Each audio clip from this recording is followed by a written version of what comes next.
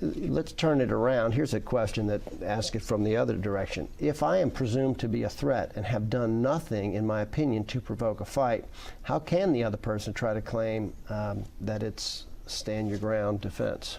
They can always try to claim, but the fact, what all of those facts and circumstances that surround that event or incident will determine ultimately whether or not that was a reasonable belief on the party who did the act, that I had the right to stand my ground.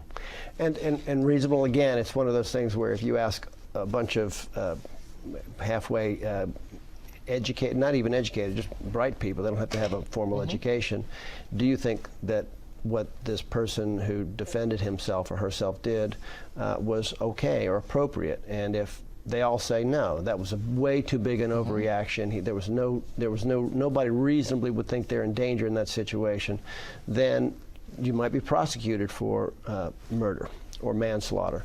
On the other hand, if just talking with a bunch of people and they say, well, no, I think that was reasonable, and that's what the grand jury might do too, to help the DA, the district attorney, decide if he wants to prosecute. You know, this may be a bad way of putting this, but reasonableness almost becomes like that old saying about pornography.